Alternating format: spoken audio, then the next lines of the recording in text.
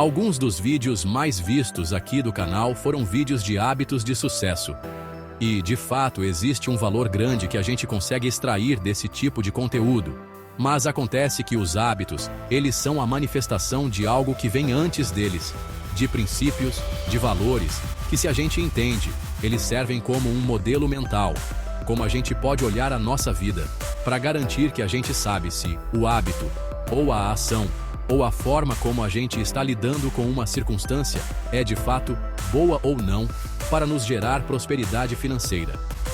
E é verdade que não precisam existir 20 princípios, ou 15 que seja, mas poucos que se a gente souber e realmente aplicar, então chances são que no futuro você vai ter muito mais dinheiro do que você tem hoje. E esses princípios, eles são os mesmos, independente da nação, independente da época histórica, que funcionam de novo, e só reforçam o seu poder. Por isso, nesse vídeo, eu separei os 5 princípios atemporais para a prosperidade financeira. E fica ligado, e vai anotando os princípios que eu vou falar, porque no final eu quero pedir para você me falar quais são aqueles que você já aplica ou já vive. Primeiro princípio, aprender continuamente. O que importa? Vamos lá. Qualquer conhecimento é cultura, tá? Aprender sobre astronomia, sobre música clássica, francês, são todas as coisas que eu, Breno, pessoalmente gosto muito de fazer e podem me ajudar a encontrar pontos em comum com outras pessoas. São coisas legais para você trocar ideias, só que não me ajudam necessariamente na questão de ganhar dinheiro. São hobbies legais que eu, sinceramente, gosto de investir o meu tempo, só que não existe uma correlação direta entre estudar mais sobre o sistema de Betelgeuse e ser melhor remunerado. Vamos lá, pega esse exemplo. Vamos dizer que o Joãozinho estuda todo dia, 1 hora por dia. Só que ele estuda sobre finanças, investimentos, marketing, vendas, gestão, liderança, inteligência artificial e Rafael, por outro lado, estuda 5 horas por dia. Só que o assunto que ele estuda é um só. Ele estuda sobre espécies que habitavam a Terra no período cambriante, que é uma parada que ele gosta demais. Então, Rafael, nesse caso, é muito mais estudioso que João. Só que João provavelmente vai jantar o Rafael no quesito de fazer grana. Inclusive, você viu aquele vídeo do Thales Gomes debatendo com 30 demitidos? Independente de se você goste ou não do cara, assistir aquilo é uma experiência antropológica. E aí teve uma moça, essa moça aqui, que ela falou no vídeo, com um ar de inconformismo, que ela pode escolher o emprego que ela vai ter, porque ela se formou e ela fez pós-graduação, ela é muito qualificada e tinha todos os tipos de crachás esperados para ganhar bem. Eu já trabalhei em 10 empresas, eu tenho 26 anos, eu tenho pós-graduação, eu fiz faculdade, eu tive um... Então, por que você não está procurando um emprego? Porque eu tive muita experiência e eu acho que as pessoas exigem demais de coisas que eu já tenho e já posso entregar, e eu não sou contratada para aquela vaga específica. É porque você está escolhendo demais. Você tem que construir uma família. Mas eu posso escolher demais. O negócio é o seguinte, cara. Acontece que a quantidade de conhecimento que você tem não te ajuda a ganhar dinheiro, se esse conhecimento em questão não for demandado pelo mercado.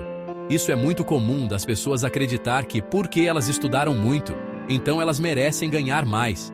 Elas merecem ser valorizadas. Esse cara, merecer, é uma coisa muito subjetiva. O mundo, na verdade, não te deve nada, e você vai ganhar mais quando entender que o quanto que você ganha é proporcional ao tamanho do problema que você resolve. E o tamanho do problema define o quanto as pessoas estão dispostas a pagar por esse problema, independente se você for um empreendedor ou um funcionário. Você vê, se você for um empreendedor, o tamanho do problema pode ser simplesmente levar a educação financeira, empreendedorismo, inteligência socioemocional para escolas, que é uma defasagem hoje no mercado educacional, que é um problema que a minha empresa, Jogos for Schools, resolve. Ou pode ser um problema a nível individual, por exemplo, uma empresa está com um problema de falta de pessoas boas para sentarem numa cadeira de TI, de Dev, e como essas habilidades são escassas, e praticamente todo o negócio precisa de desenvolvedores. Desenvolvedores tendem a ganhar bem porque o problema que eles resolvem a nível individual é grande. E é lógico, o quanto de dinheiro você vai ganhar é proporcional também à quantidade de pessoas para quem você consegue resolver esse problema. Se você tem uma empresa pode ter vários clientes. Então, ela resolve problemas para muitas pessoas. Se você trabalha para uma empresa, então você vai resolver o problema para um cliente só, que é a empresa que te contrata. Pegou?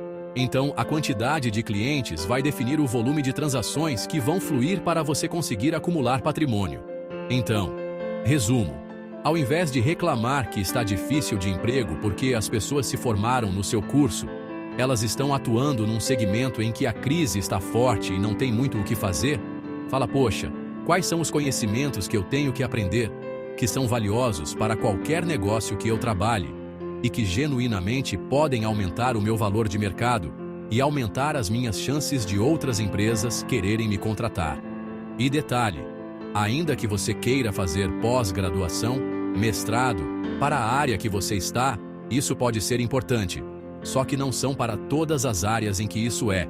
Então, existem muitas empresas em que os empresários vão olhar basicamente o que a pessoa fez de fato, quais foram os resultados que ela entregou, quais foram as experiências que ela teve gerenciando o time, qual a rede de relacionamentos que ela tem, qual a experiência que ela tem naquele mercado para saber se ela tem uma rede de relacionamentos robusta, a ponto de poder contratar pessoas embaixo dela boas ou não.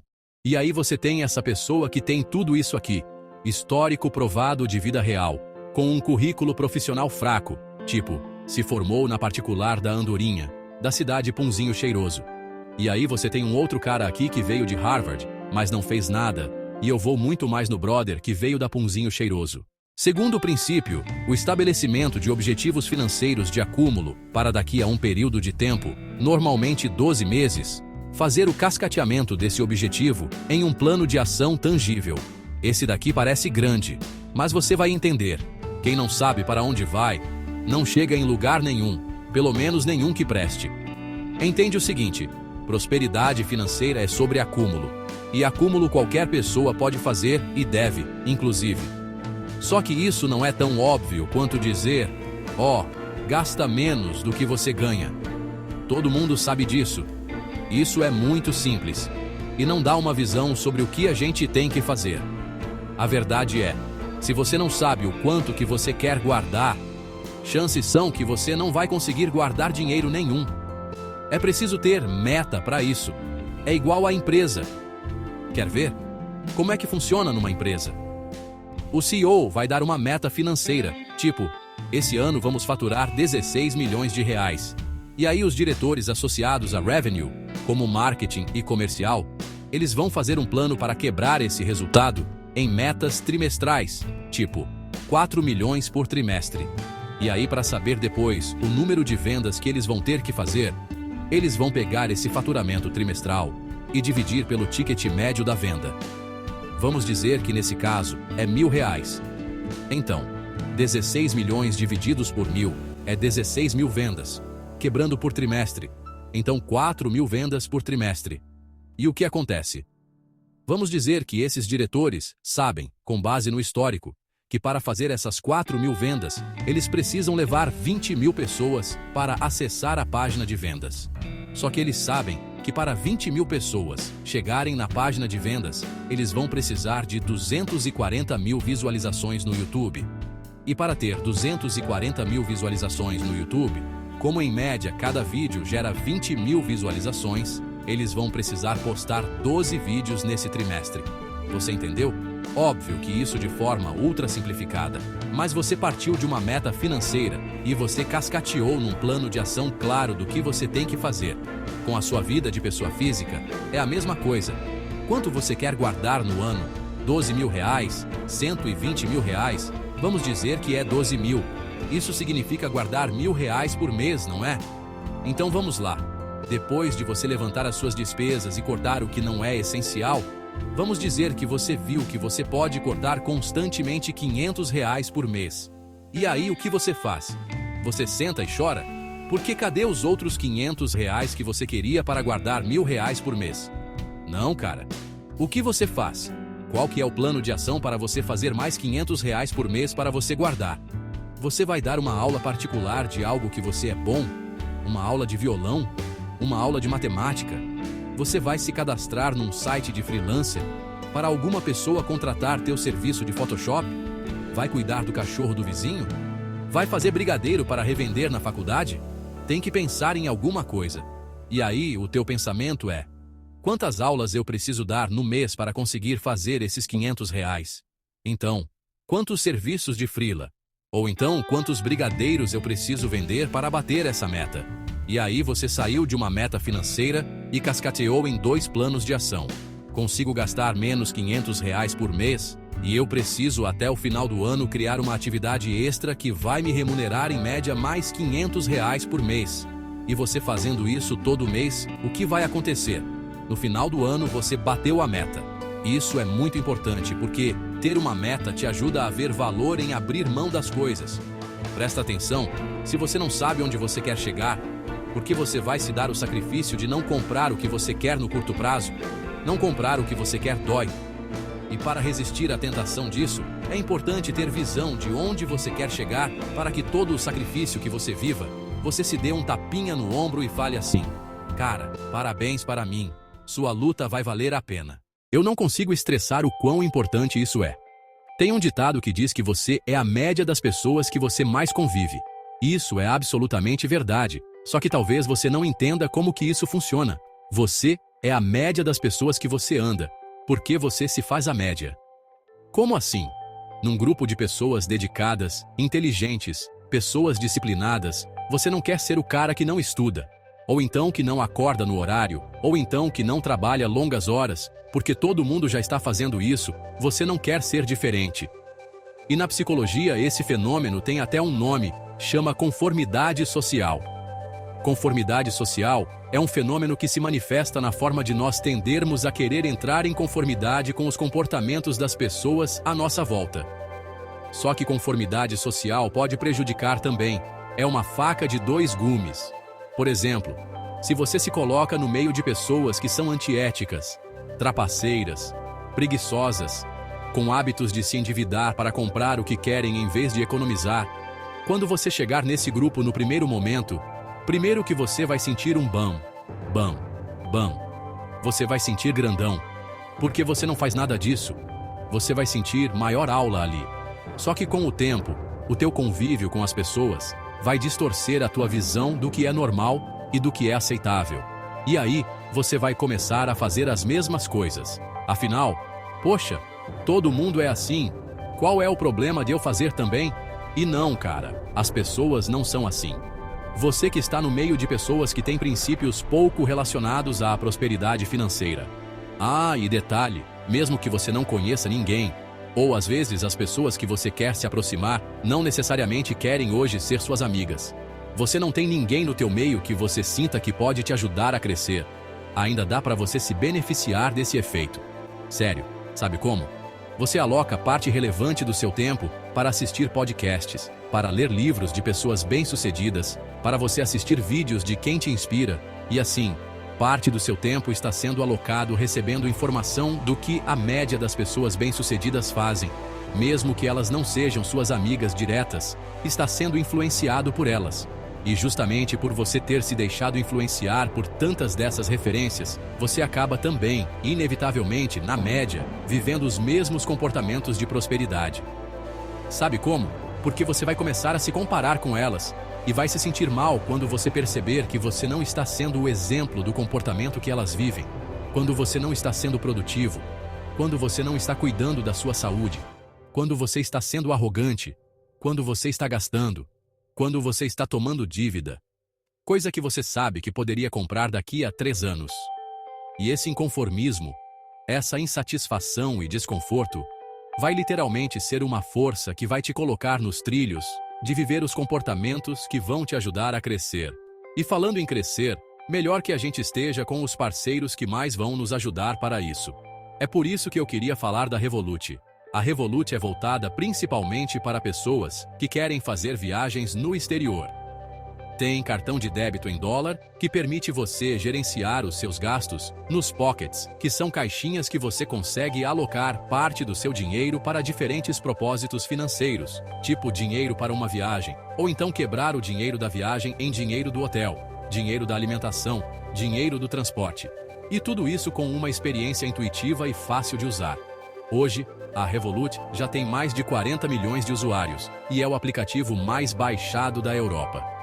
E justamente com o comprometimento de gerar uma experiência incrível para o usuário, aqui no Brasil, eles estão fazendo a seguinte campanha.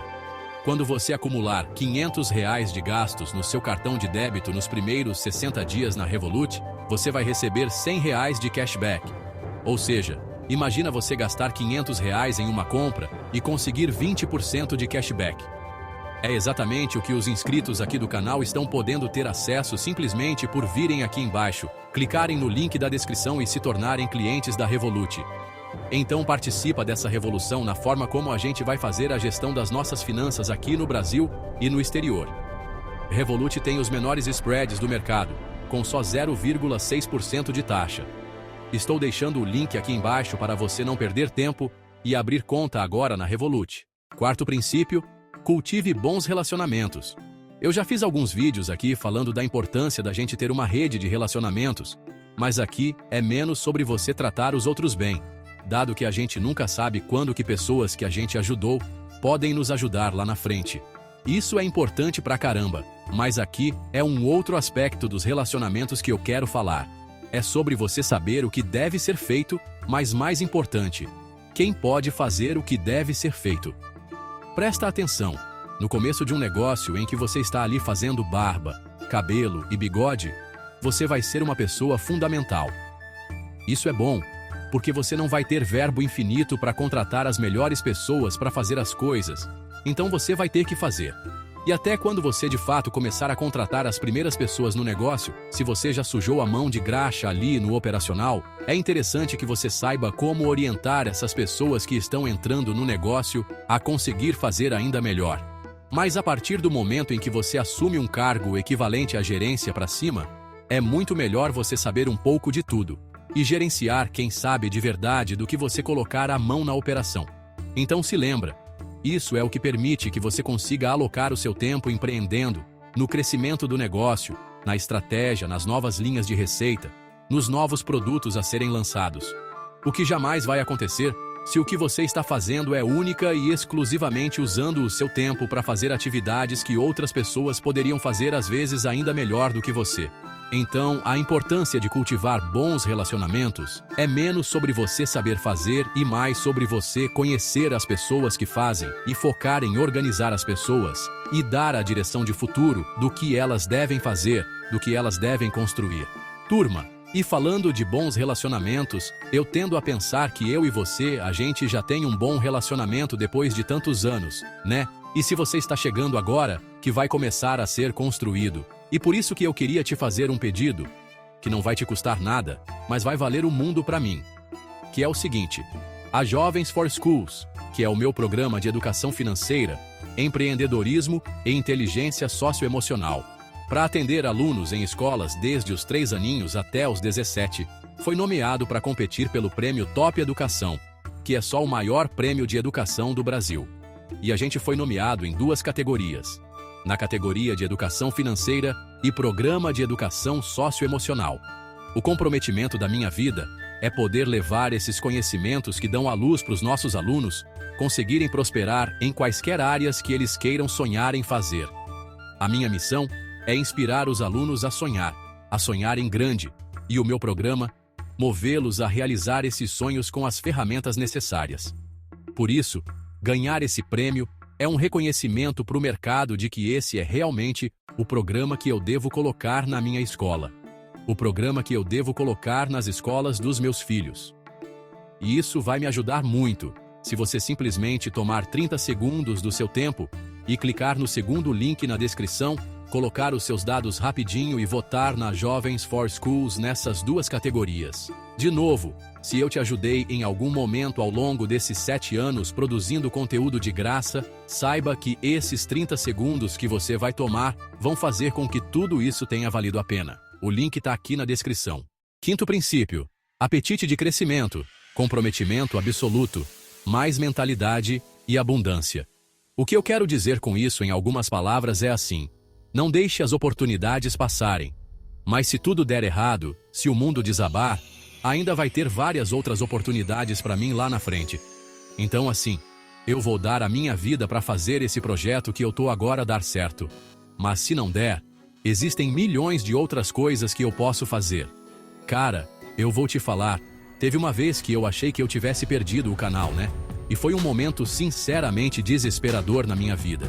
Basicamente, foi bem no começo do canal, eu tinha talvez uns 20 mil inscritos. Eu fui mudar um tipo de conta do YouTube que, se não me engano, é de conta pessoal para conta de marca. E o meu canal, ele ficou fora do ar durante uns 30 minutos. Não mais do que isso. Só que, como tinha sido a primeira vez que eu fiz isso, de ter ensinado uma conta pessoal para uma conta de marca, eu achei que eu tivesse feito merda. Para mim, o meu canal deixou de existir naquele momento. E de um lado, eu fiquei desesperado, mas de outro, eu não pude deixar de pensar assim. Cara, isso vai ser uma história muito boa para contar depois que tiver dado tudo certo. Então assim, não quero me colocar como referência de nada, tá? Até porque, pô, tem pessoas que são muito mais bem-sucedidas do que eu. Mas foi uma mentalidade, uma forma de pensar que me ajudou, cara. Eu tinha me comprometido muito para fazer esses 20 mil inscritos.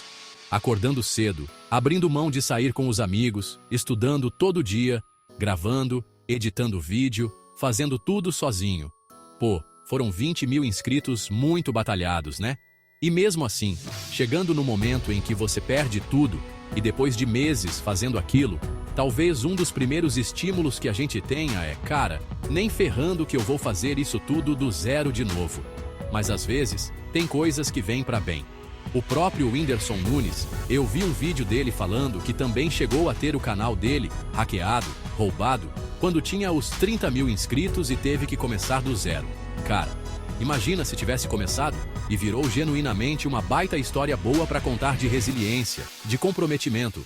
Então a forma da gente pensar é, esse daqui é um teste, eu tô sendo provado. E se eu não conseguir passar por essa pedrinha no caminho, eu realmente não mereço alcançar o que eu quero. Você lembra disso, cara?